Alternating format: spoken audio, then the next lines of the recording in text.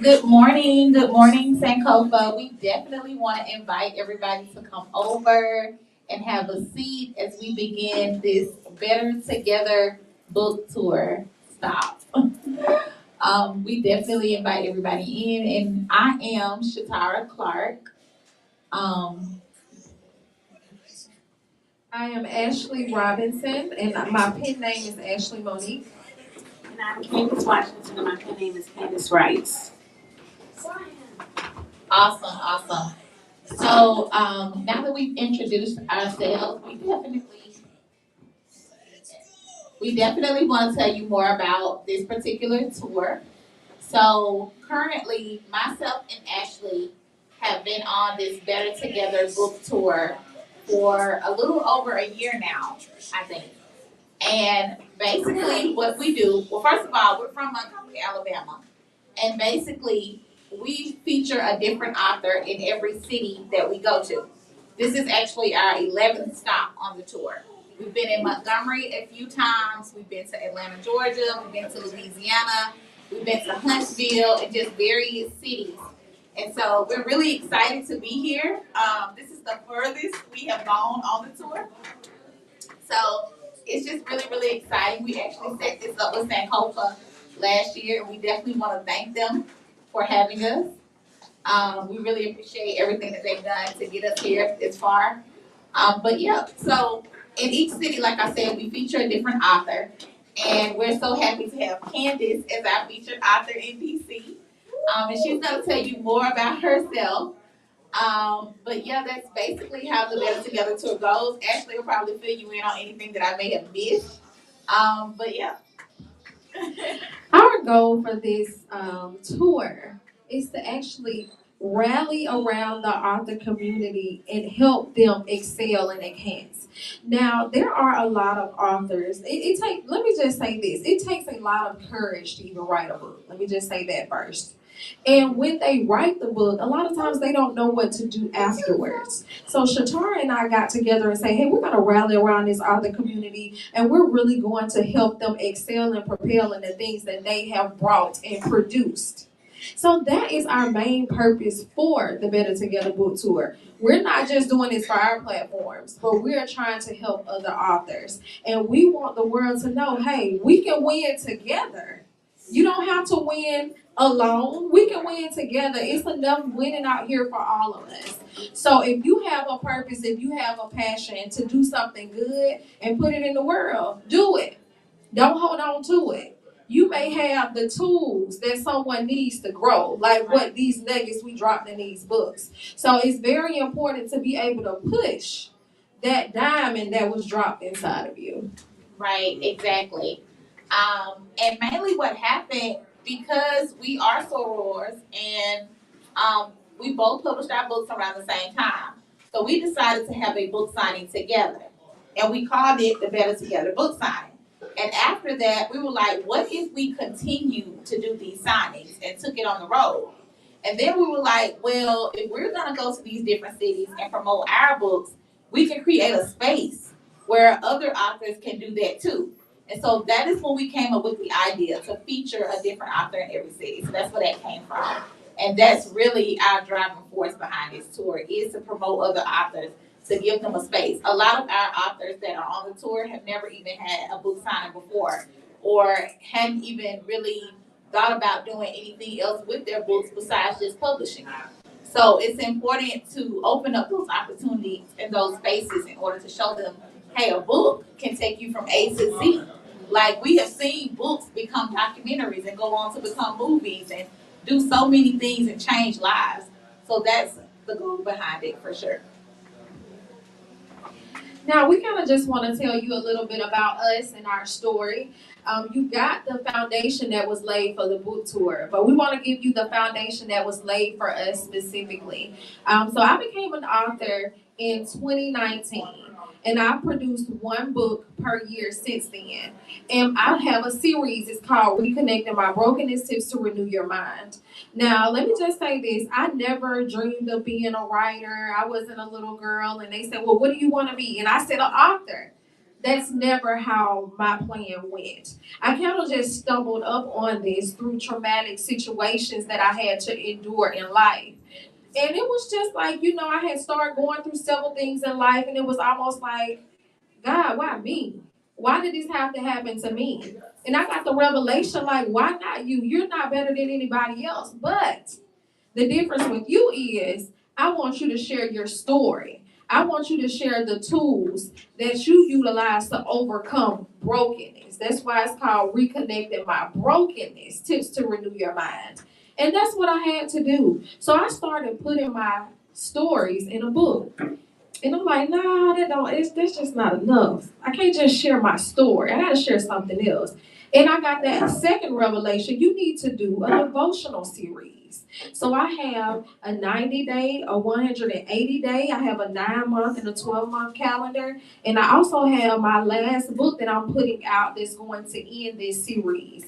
And all of the books, I tell a piece of my story at the beginning. I provide inspirational tips every day, quotes, scriptures to match, and I also provide resources and affirmations. Now, let me just tell you this. If you don't know about affirmations, they're amazing. When you speak things into the atmosphere, they are more prone to happen for you. You are more prone to believe them. You are more prone to be confident in the will and the way that you're supposed to walk. So if you don't know about affirmations, listen, by all means, I need you to start speaking some things into your atmosphere so that they can be able to produce as though they are such. So you can start living in your purpose and walking in your destiny. Those affirmations really did something for me. And even resources. A lot of people go through domestic violence, suicidal ideations, anxiety, and depression, and I have those resources in the book.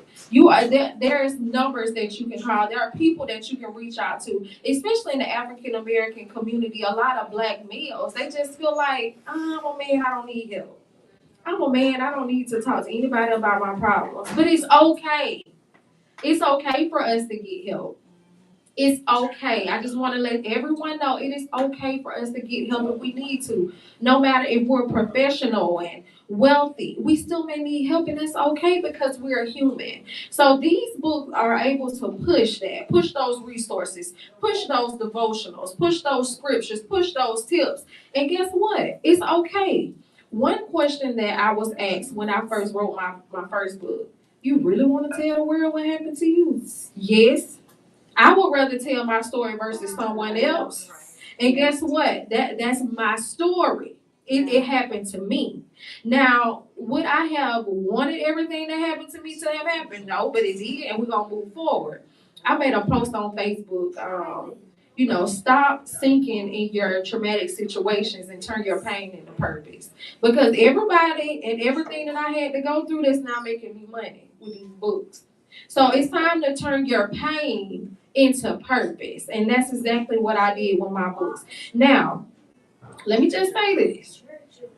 These are healing tools for somebody.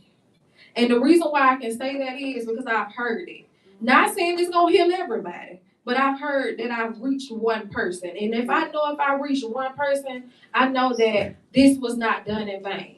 Now, like I said, I never dreamed of being a writer, but that was those nuggets that was dropped into my life. Like I said at the beginning, that diamond, the Lord had already placed that diamond in me that He wanted me to produce, and I had to do that. But not only do I write books, I have a nonprofit organization. It's called Change. It's for underprivileged families. I have a food pantry, clothes closet. We do mentoring, tutoring, community events, and so forth.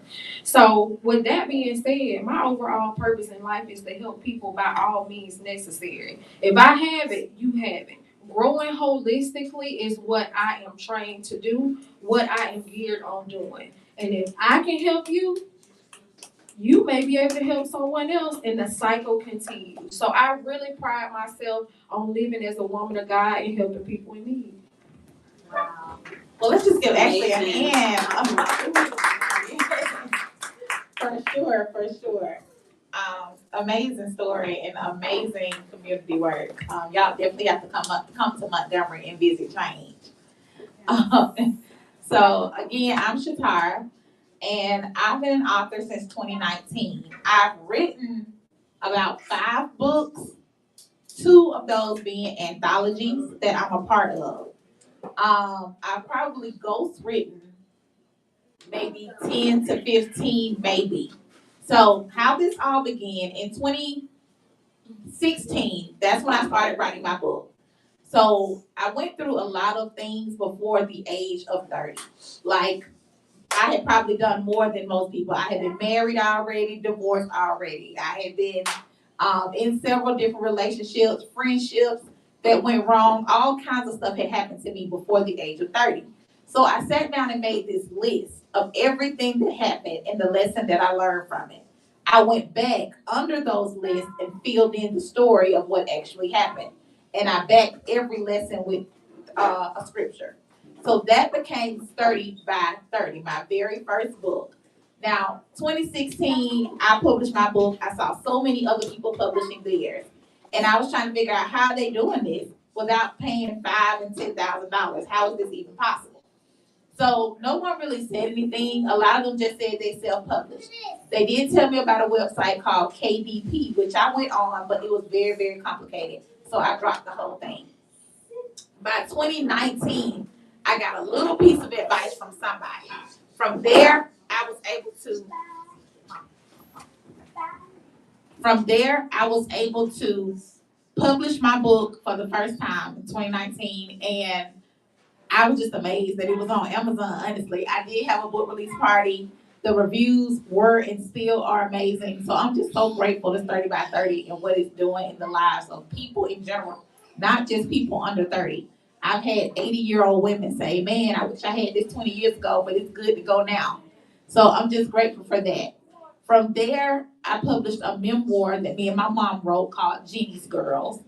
It's set in the South post World War II and just very comical, but also very real. When you think about sharecropping, I don't know if you all know much about sharecropping and things like that were of the South back then, but my family was sharecroppers. And that's just what they did. But they were very interesting. They were very comical in all that they were going through. And it's really just recorded stories that have been passed down in my family for years that we put together in a book. Everything may not have happened chronologically, but everything in the book did actually happen. From there, I published another book for my mom, and that's when people started like banging down my door trying to figure out how was I publishing these books. The same thing I was doing in 2016, except I couldn't find any answers for a while. And so I actually enjoy reading, writing, editing, publishing. I liked it. So I didn't mind doing it for other people. From there, a business was born. So Ty Writes LLC is my business where I publish books for others as well as ghostwrite, as well as do resumes, all things writing. It's allthingswriting.com. So basically I do anything dealing with writing. So that a business came of that. Since then, I have published my most recent book, A Black Girl with Boundaries. So I think boundaries are just extremely important in general, but in the Black community, especially being a Black girl from the South again, we weren't raised to have our boundaries respected. It's like you do what makes others feel good and you don't hurt anybody's feelings. You show up at every wedding, you show up every baby shower, everywhere that you're asked to be because you don't hurt anybody's feelings. And so I've always felt some type of way about that. Like, why am I expected to do certain things? Even when it comes down to someone passing away, like you're set to do certain things in certain situations. But what if you don't want to? Simple as that. What if I just don't want to go to that funeral? What if I just don't want to go to your wedding or don't want to keep your kids? What if I just don't want to? And it's not okay to say no. It's like you say no, the whole family, your mama calling, your daddy calling, everybody calling to go off on you because you hurt such and such feelings because you didn't want to do something. So I've always had an issue with that. And so I decided to write a book about it. So A Black Girl with Boundaries goes through having boundaries in every aspect of your life, your workplace, your family, your friends, your significant other. You can set boundaries with everybody because people should not be able to just have their way with your life. That's your life. You can make decisions as you see fit. If you want to fly to Paris on a Tuesday, and you can do that. Like, no, nobody should have something to say. So I was very passionate about that topic. And so the book was birthed, and so far so good, as far as that one goes. But in spite of all of that, I think the most rewarding thing for me with being a writer is my clients. And every book, every story that has been attached to me, everybody I've ghostwritten for, all the books, it's just amazing. I even ghost wrote a book for someone who's blind, and that was the most humbling, beautiful experience ever. He's actually working on his second book. So I was just like, wow. And he is the epitome of no excuses. Like, if this man had a book in him and he did not give up, he had started the process with somebody else. And I actually met the young lady he started the process with. And we did a book signing with him in Louisiana. He was on the tour. And that's why I met the young lady. And then from there, he was just determined to get his book out. And he found me through a mutual friend. And we got it done. And him and his wife are writing one together now. And he was like, I'm gonna send you some recordings. I'm ready to get started. Like, this man is anxious to get his book going, and he is completely blind. And so that's one thing. And even like other books I've done, recently I did a book for two people who had a daughter together that died from cancer. Even her story was so impactful. So it just goes to show that if there's something in you that you're meant to do, especially when it comes to this writing, don't be afraid. And there are ways to publish a book without spending $5,000 and $6,000. Trust me, you can get it done. Don't just sit on your story, because like Ashley said, it's for somebody else, and you don't want to keep holding that hostage. Like, and it's so many people afraid. I'm gonna say this too. I run into so many people that are married, and a lot of times, especially women, they end up not publishing their books because sometimes they want to talk about their past, but because they're in a different place now, nobody wants them to say anything, like Ashley was saying earlier. But I find that a lot of married women, unfortunately, those are the most people that don't come back to me after initial conversation. It's like they can't get it done. And even like people who are afraid of what their family's gonna say or whatever. And it could be somebody that did something to them that passed away. They still be so scared to say anything. So don't let people hold you hostage in that way. But aside from Ty Rights, I'm also a nonprofit owner. The nonprofit is Ty Talks. Ty Talks came from a series of social media posts that were inspirational and people loved them. Then from there, it was a blog. Then from there, I started actually having events and inviting people to them and like hosting them.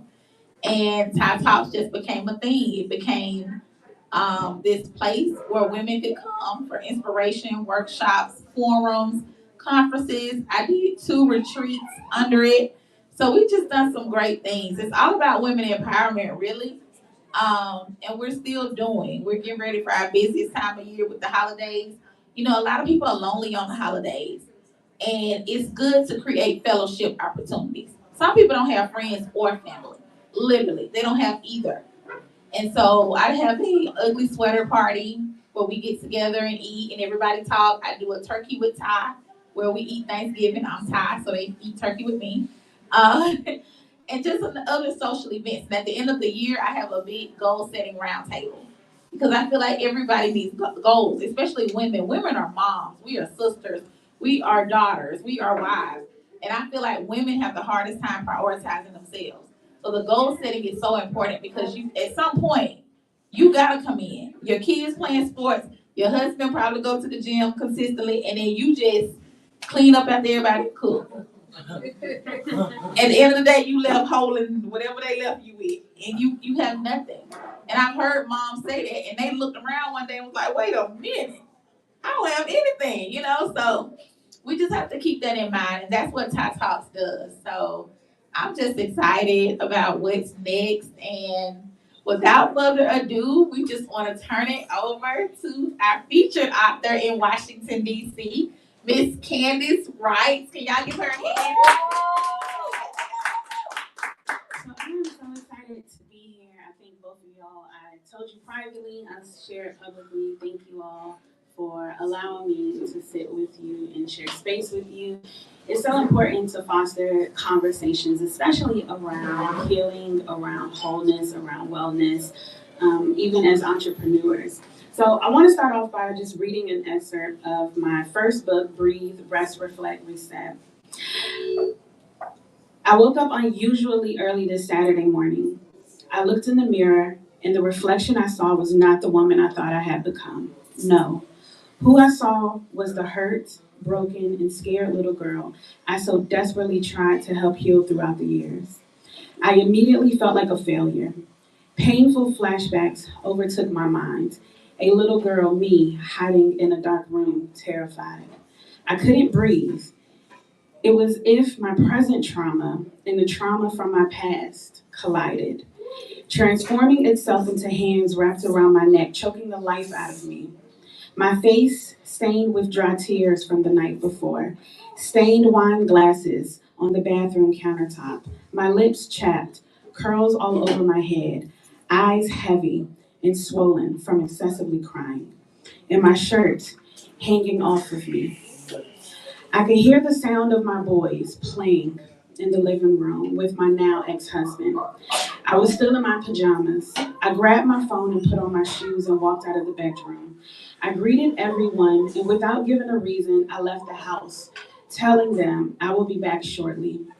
As my hand touched the doorknob, I began to cry because I wondered if they would ever see me again. I opened the door and I shut it quickly, walking down the stairs to my car. My cries became uncontrollable, and I was grasping for air. My sobbing then turned into moans and screams. I looked in the mirror, and I couldn't even recognize myself. I frantically tried to hold it together as the neighbors walked by, but I couldn't. It was a painful and tearful release that was long overdue for me. I entered my car and I drove to the nearest park. I sat there for what it seemed like minutes, but I was actually there for hours, maybe even half the day. In the midst of me sitting in the car, every memory of abuse that I suffered, every person who walked out of my life, every broken promise, every tragic event, it all crossed my mind. Here I am with two boys on the brink of a divorce, living in a foreign country, far away from family and friends, and every bit of the pain I felt in my life all hit me at one time like a ton of bricks.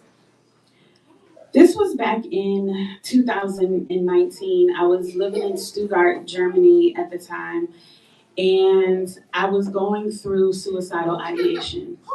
This was the third time that I experienced suicidal ideation. I tried to take my life for the first time when I was 16 years old by taking a bottle of pills. Again, in my 20s, I tried to die by alcohol poisoning. I was excessively drinking at that time. 2019, as I just read, I was trying to take my life again, and this time I was actually more intentional. I was planning it out. I returned from Germany to the States with my two boys, Bryson and Braxton, and as I shared in my book, I was going through a divorce at the time. And trauma changes you. Pain changes you. Different experiences that we have in life, it changes us. It changes how we think. It changes how we feel. It changes how we show up. And because I've dealt with a lot from the age of 5, I dealt with a lot of adverse childhood experiences. It left a mark on me that I never healed from because within our community, culturally, you know, what goes on in this house, it better stay in this house, you know, and children are, you know, seen and they're not heard. So at an early age, I learned how to mask my pain. At an early age, I learned the art of suffering in silence. So for me, Ashley talked about healing tools. So before I get into the woman that I am today, I believe it's so important to tell the story and to share the journey. And there's nothing that I would share that I'm ashamed of because I'm still here to tell it. So at the age of 5, I dealt with some things, and what I realized was that I didn't have the voice or the space to share it. So for me, writing became my first healing tool. The arts became the healing tool for me. So at that age, at that time, what I had was my journal. I had a pen, I had a stereo, I had a television. And it was in the arts, in the literature, the storytelling, where I was able to escape reality and go into another world and find joy and find happiness and find peace. So writing at an early age was very healing and very therapeutic for me. And that was my source of escape. So I started storytelling. I started writing short stories, and then those short stories turned into playwriting, and those playwriting abilities turned into me writing plays in the community. And that was my source of healing. But one of the things I realized growing up is that because I didn't address it, I learned how to mask it and I learned how to achieve over it. So I became addicted to my accomplishments because that's where I found my worth. So growing up, every time I had an experience, I learned how to suppress it, and then I would turn to unhealthy coping mechanisms to deal with it. So writing then turned into some alcoholism. And when I started utilizing alcohol to escape, it led me into some situations. If I'm transparent, it led me into some situations. It led me to being arrested. It led me into having to go to drug and alcohol treatment programs. Um, and then I got to a point in my 20s after dealing with that said, you know what, Candace, time out for this. And there's other alternatives. So I stopped drinking. Then I got married, and I had my second son, Braxton. And in that marriage, Shatara talked about going through marriage and then being divorced, but marriage is a mirror. It's a mirror, and it exposes a lot of things within you. And for me, my marriage was the vehicle for my healing because it was a mirror for me and it exposed some things that I never dealt with. But it also caused some trauma to reappear. And because I wasn't utilizing the right coping mechanisms at that time, I reverted back to some unhealthy behaviors and I started back drinking. And that hopelessness, that deep hopelessness started to resurface. And again, those negative thoughts started entering into my mind. No one cares about you. You wasn't protected then, you wasn't protected there, and now here you are, you're not protected again. And I started to believe those thoughts. And I started to get into a place where I said, you know what, life isn't worth living anymore. In 2019, December, at this time, still going through the divorce, and my children was with their dad, and it was Christmas time, and it's the first time I've ever spent Christmas by myself. So being in the dark, all of these thoughts just started flooding my mind. And I know we see it in television all the time. You see it where there's like an angel on one shoulder and then a devil on another shoulder. Have y'all seen that? That's real. Those thoughts are so real. A part of my mind was just like, Candace, hold on, hold on. Another part of my mind said, the boys will be good without you.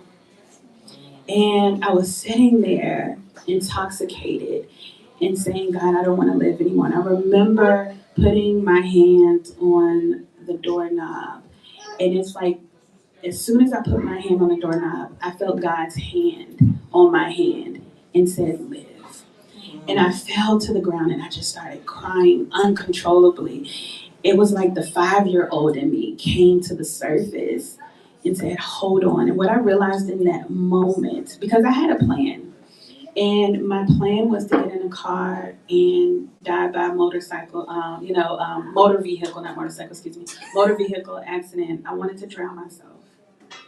And what I realized in that moment was that I didn't want to take my life. I just wanted relief. I just wanted the pain to stop. And I said, okay, God, if I'm going to heal, I need to heal for real. So I stopped drinking and I got into therapy. And I was in therapy for a whole year. And God said, go back to your healing tool, which was writing. And He said, write down every single thing that I have you go through in this year.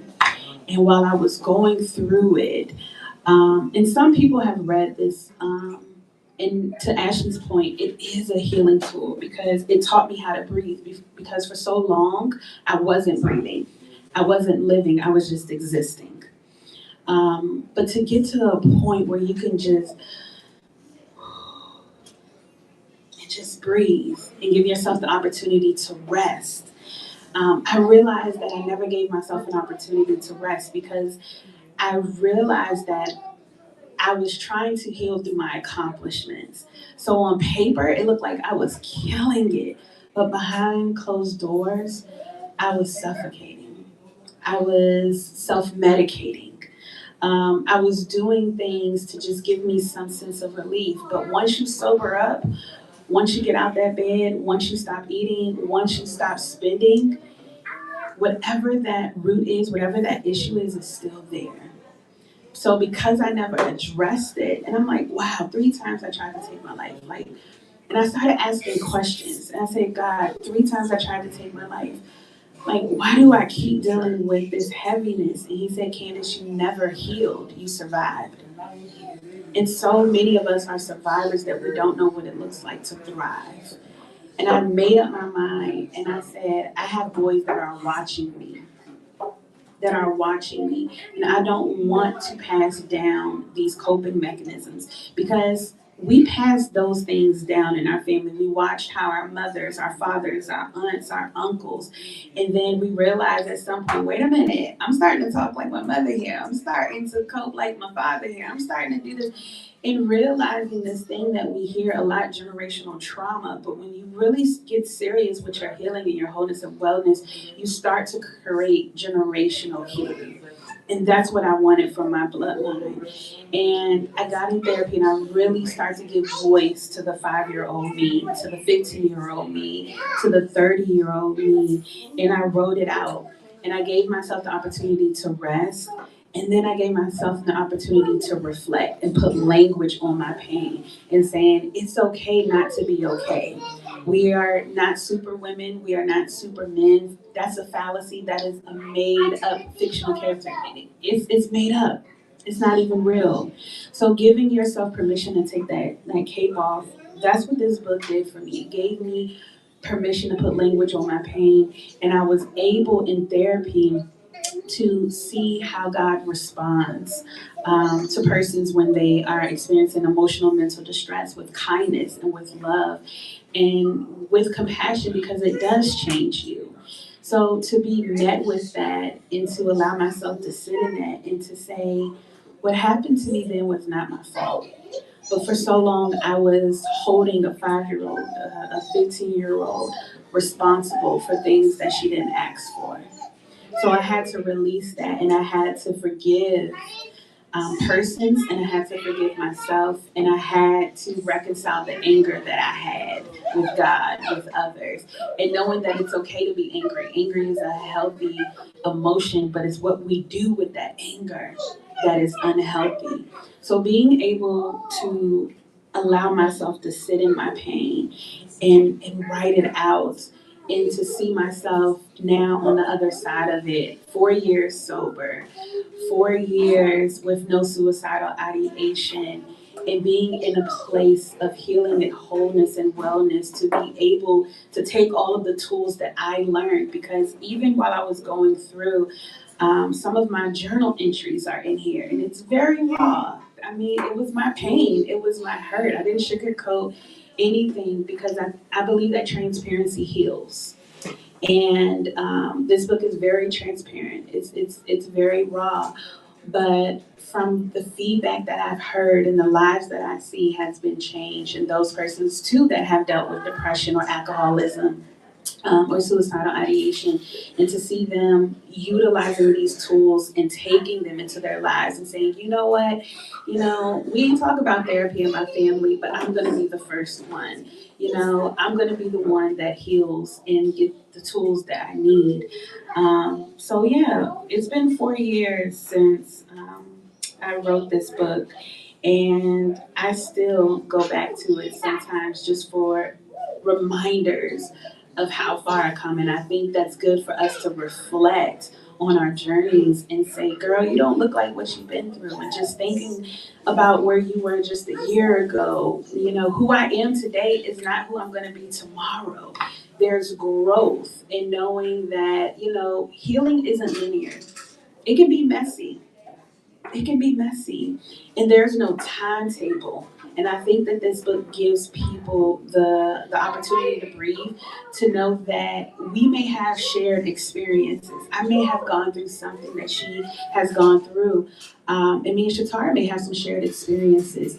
But it may have been terminal for her, and it may have been tolerable for me. Or there's some experiences that may have been terminal for me, intolerable for her. We can't compare trauma. We can't compare pain. Our healing paths are different. Even if we have shared experiences, and giving myself permission to heal the way that I needed to heal is what has kept me breathing. And after that last bout of suicidal ideation, I got this tattoo here that says breathe. And it's a visual reminder for me that it sends a message to my brain that says if you're still breathing, that means you still have a pulse. And if you still have a pulse, that means that God still has a plan. And if He still has a plan, that means you still have purpose. And a bad moment doesn't equate to a bad life. You're just not okay right now. Give yourself permission to feel that. And it's not a reflection of your growth. It's not a reflection of your healing. And I think that this allows us to normalize mental health. It causes us to normalize it in knowing that your faith isn't in conflict with your health, but it should be in partnership with. So that is my first book. And after I wrote that, there's a famous quote that I love by love Dr. Maya Angelou. And she said, once healing takes place, you go out and you heal somebody else. Your healing isn't just for you. It's for your family. It's for your community. So it's not just you just sit down and say, you know what, I want to write a book and I want to put it out there. We put intention behind it. There's suffering in these books. There's healing in these books. There's joy in these books. And it's because we were the first ones of it. So now we have to give it back, right? So now I am the founder and CEO of Restorative Minds Therapeutic and Wellness Services as a licensed mental health professional. And one of the things that I do in my practice is work with persons that experience suicidal ideation, depression, anxiety, and helping them and giving them the tools because I want to see them live. I want to see them thrive and go not just from merely existing, but to live. Not just going from surviving, but to thrive. And knowing that we all deserve to be here tomorrow. And that, life's, we have experiences. But having someone that can sit in that with you and to say, I got you. I may not be able to completely understand, but I have empathy, I have compassion, I have kindness, and I have tools. And then I wrote my second book, A Woman of God 60-Day Devotional, just to grow your faith and discover God's purpose for you. Ashley said something earlier that stood out to me about her experiences. And one of the things that I've come in to the knowing of recently, actually, like within the last 6 months, there's some things that we experience in life that we may never get over. There's some things that we experience in life that we may never get over. And what I mean by that is that sometimes when I think about that 5-year-old, I can weep for her, right? But the healing part, the growth part, doesn't cause me to revert back to those unhealthy coping mechanisms that I had when those memories come up. That's the healing part. It's not the presence of the trigger, it's your response to it. It's your response to it. So knowing that there are certain things, certain memories that I'm like, God, I wish I didn't have to experience that. But now I'm in a space where I can say, but it was good for me because now I can travel around the world and give hope and give love and give compassion to others that do not have it yet. So now I can say it was good that I was afflicted because now I have the tools. And just like Dr. Maya Angelou said, as soon as healing takes place, you go out. Once you learn something, you don't just store that for yourself. You go out and share it because someone doesn't have the lesson that you have yet. Someone doesn't have the knowing and the understanding that you have. Your experiences are not just for you. You're the first, source of it, right? But it's not just for you. It's for you to go out and to cultivate conversations around what it is that you may have experienced and give those tools to your community. So, Woman of God 60-day devotional is for persons to just be able daily to just commune with God and being able to say, what is my purpose? And now I can say confidently, I know what my purpose is. And it's a beautiful thing to know, to wake up and say, this is why I'm on earth. This is why I'm here. I don't even know if I can fully articulate it the way that I feel it, to say that I know why I'm here. I know why my boys still have their mom. I know why my community still has them. So I'm just so appreciative that we have these tools and that we have these creative ways to share our stories, because storytelling is healing. It's healing our stories. Someone is waiting for your story. So not just keeping it buried within, but gaining tools, gaining coaches, gaining resources to say, I have a story to tell, and it's okay to say I need help in telling it, but don't keep it in. Don't keep it in. Wow. Let's give Candace a hand for sharing. Like, oh my goodness.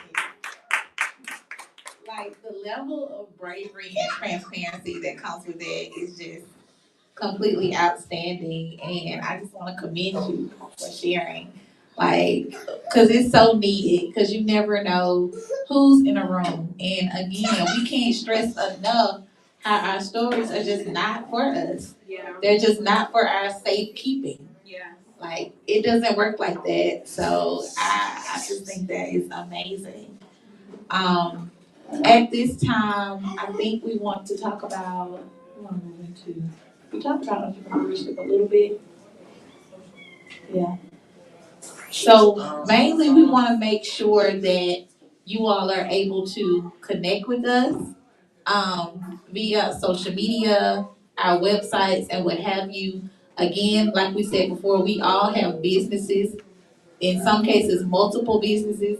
So you never know what service you may need, or you may know someone else who needs a service. So we want to make sure that we give out our information, social media, and websites. So I am Shatara S. Clark on Facebook. On that page, you can also find both of my business pages. So it's Shatara S. Clark. From there, you can find Ty Talks 501c3. That's the Women Empowerment Nonprofit. And then I have Ty Rights, TYWRITS, Ty Rights LLC.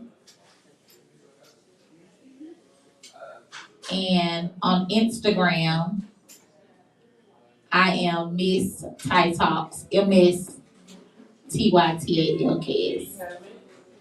So it's Shatara S. Clark, Ty Talks 501c3, Ty Rights LLC, and Miss Ty Talks on Instagram.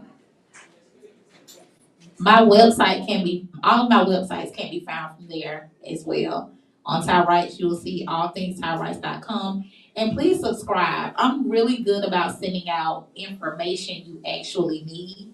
The writing one, of course, you'll get newsletters and things pertaining to the author world and writing. But if you're interested in that, it can help you. Ty Talks, you'll get information on different resources, free resources, things that you can utilize, places you can go. Even if it's not my actual event or my resource, I share a lot of resources in the Ty Talk newsletter. So please subscribe. I don't send anything every day. It's literally just vital. Like, Yeah, I'm not like Fashion Nova. So you can follow me on Instagram. It's Candace Writes, Candace Writes, Writes, and my website is CandaceWrites.com. You can definitely follow me on Facebook at Ashley Monique Robinson. My two business pages, which is what my book falls under, which is Beautifully Favored Ashley Monique. Anything you want to know about my books, go on Facebook to Beautifully Favored Ashley Monique. And also about that nonprofit organization, if you want to check that out on Facebook, it's Change Nonprofit Organization. Once again, it's Change Nonprofit Organization. Also, if you want to check me out on Instagram, it's Ashley Monique, ASHLEYMONIQUUE.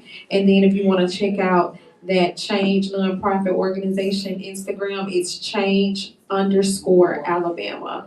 And my website, TheAshleyMonique.com and changealabama.org. And also, if you want to know what else is going on with the Better Together Book Tour, you can check us out on Facebook at Better Together Book Tour. And last but not least, we want to definitely pub Sankofa Video and Books Cafe. They are amazing. Give them a round of applause. Michaela, she was so great with this whole process. So check out Sankofa Video and Books Cafe on both Instagram and Facebook. They are amazing. Now at this time, we would like to welcome any questions. If you have any questions, we're here and we will be signing books. Thank you for joining us. I have a question. How did y'all find Candace? I just feel like the connection between you three is so perfect. I'm wondering how you guys even found her all the way out here in DC. Okay, so actually, Shatara kind of brought Candace in. She said she was a diamond and she was amazing. She had so many great things that she had produced, and she felt like she would be great. So basically, I have been following Candace probably since 2016. There was an app called Candace Writes that someone told me about. It was inspirational. In 2016, again, that's when I wrote my first book. I was in a transitional stage to getting my life together. Like, I had been through all the crazies at post divorce. It was time for me to sit down and really focus. And so I was looking for inspiration anywhere. I was looking for testimonies because I was in a season where I had to see God work. Like, it wasn't enough for you to tell me like God is good and he can do this. I needed to hear from people who had actually experienced his goodness and wanted to share. And Candace was one of those people. So the app was like so dope because you got inspiration every day. You got the blogs, and then I actually started. Please do. That was gonna be my next question before the weekend. So any idea? And this is the thing though. You know how a lot of people have apps now. She had it. This 2016. You didn't know people who had an app, like, and she was approachable. Like, I don't even know how we talked for the first time, but I ended up doing some writing for her. Like, she was looking for writers. Like, she had her blog was actually hiring writers, and I started writing for her blog. Like, it was massive. So yes, I've been thinking about your app, about you bringing that back. And so some kind of way we developed a relationship in between that time where we actually had each other's numbers and we would talk. And I would never forget. I know it's gonna make you cry. I would never forget when I was getting ready to go back and get my was admin degree, admin license, and it was the most traumatic experience because I knew that I needed to get the license, but I had no financial aid or any way to pay for it. And so while I'm working on trying to get my license, I was just so devastated by it all. And me and Candace, we were talking consistently. And so I was telling her what was going on. I was like, girl, I'm just kind of down today. I don't have the money to go back to school. And I went to class last night and I sat in class and basically cried because I love education. I was an educator for 10 years and I still love it. I just couldn't teach anymore.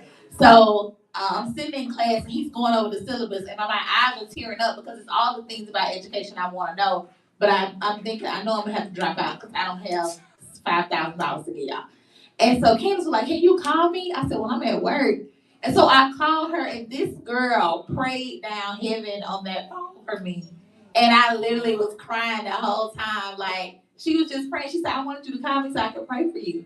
She was like, "Because I know that's devastating, and I know your feelings are hurt, and it's really bad." And literally, y'all, like 2 days later, I don't know where that money came from to this day, but I woke up on a Saturday morning and rechecked my financial aid award, and the money was there. And I do have an administrative license today. I don't know when I'm gonna use it, but the Lord made a way, so it must be something. But I do have it today, and I just want to thank you again for praying for me, because I didn't know what I'm like. What I'm calling her, but yeah, she wanted to just pray. That's it. So that is how I knew her, and I knew she was in DC, and I knew she had written 2 books, and I was like, well, she would be perfect to put on the tour since we're coming to DC. And so that's how, and she readily agreed. I mean, she just flew back in last night. I don't know if you want to talk about that experience, but Wow. I forgot all the details. yeah. I forgot all the details to that, but I'm just so thankful that God hears our prayers. So I just got back last night from Hawaii. I went to Hawaii to share my story on suicidal ideation to the U.S. Navy, in helping those sailors that are serving in the Pacific over there, that are battling, with being away from their families, their loved ones, and experiencing some mental health challenges, and fostering conversations and transparency to give them hope, and being able to share with their commanders, their leadership, being able to separate the person from the uniform, and knowing before they put on that uniform that they're a person with experiences and families and lives. So really being able to foster that conversation and give them the tools that they need to succeed professionally, but then also to thrive and heal personally. So I'm just excited about all of the healing tools and the resources that we're putting out here into our communities, because you think that your book is going to be on Amazon or Target or Books A Million or somewhere, and then someone reaches out to you and be like, "Oh, I went to Sankofa, or I went to this bookstore, I went to that, and I saw this," and I, it's so therapeutic for many, and it's healing, and it's reminders, to us as authors, and knowing that our experiences wasn't in vain. It wasn't in vain. Any other questions for us about anything, entrepreneurship, authors, anything? The tour. Where are you going next? We will be in New Orleans, Louisiana. New Orleans. In November, right? Yeah. So it will be kind of a coffee shop setting. It's a actual it's I forgot what it's called. It's like an oxygen bar, if you've ever heard of that. So yeah, they're gonna host us. So I'm excited about that. So we'll be in New Orleans. New Orleans. I know people pronounce it differently. So that'll be our second time being in Louisiana. Last time we were in Monroe, Louisiana. So that's gonna be exciting. And then we'll be ending the tour. You wanna talk about that again? We just got Yes, so let me backtrack a little bit. So in October, we will be in Montgomery, Alabama, in downtown Troy, at the Troy campus at a university. So that's going to be exciting for us because it is a Barnes and Noble location. So our books will definitely first time be in a Barnes and Noble location. So that's great, actually in store. And then we're going to end the tour in Montgomery too with an author fair. Like we said, this is about us. This is not about just Shatara and I, but it's about all of us as authors. So we are definitely going to have an author fair on my birthday, December 2nd. Yes, on my birthday. at Auburn University in Montgomery. We are looking for any authors that want to participate. So if you want to participate, reach out to us on the Better Together Book Tour page on Facebook, and we will be setting up as many authors as we can fit in that auditorium or that room that we will be in. But we're just grateful and excited. Yes, definitely. All right. So we just say all that to say a lot of doors have opened up since we opened up to doing this tour. So it's kind of like you take one step, God takes 10, and you just never know. Like, you have to take the step and not be afraid of anything, because you just never know what's attached to that little thing you did. It could be a humongous thing, and it might be 2-3 years down the road, but it come back. So just be mindful of that in all that you do. Any more questions? So, All right, it's time for us to sign some books. Thank you for watching, everybody streaming. Thank you for coming, everyone.